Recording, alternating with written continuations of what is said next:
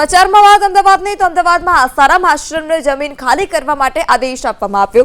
આસારામ આશ્રમ સહિત 3 સંસ્થાને જમીન ખાલી કરવા આદેશ। મોટેરા આશ્રમમાં શરત ભંગ થતા પગલાં લેવામાં આવશે અને મોટેરા આશ્રમમાં શરત ભંગ થતા જે જમીન છે તે પરત લેવામાં આવશે। અન્ય 2 સંસ્થાઓની 3000 ચોરસ મીટર જમીન પણ પરત લેવામાં આવશે। તો આસારામ આશ્રમ સહિત 3 સંસ્થાને જમીન ખાલી કરવા માટે આદેશ આપવામાં આવ્યો છે। જે શરત હતી તે શરત ભંગ થતા જમીન પરત લેવામાં આવશે। મોટેરા આશ્રમમાં अन्य 2 संस्थाओं की जमीन परत लेवाशे। सरकारश्री द्वारा आसाराम आश्रम, सदाशिव प्रज्ञा मंडल और भारतीय सेवा समाज ये त्रणेय संस्थाओं ने जेते वखते जुदा जुदा हुकमों थी शर्ती जमीन फाळवणी करवामां आवेली हती।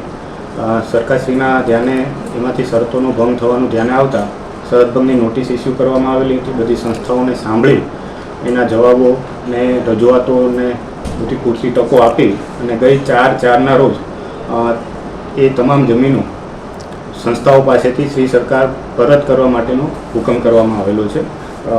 एनी बेसिक डिटेल हूँ आपने आपूँ तो संत श्री आसाराम आश्रमनी जे मोटेरा खातेनी जमीन है ये कुल 33,980 चौरस मीटर, भारतीय सेवा समाज पासेथी 80,940 चौरस मीटर और सदाशिव प्रज्ञा मंडल मोटेरा पासेथी 12,207 चौरस मीटर जमीन सरकार दाखल करवानो हुकम करवामां आवेलो छे।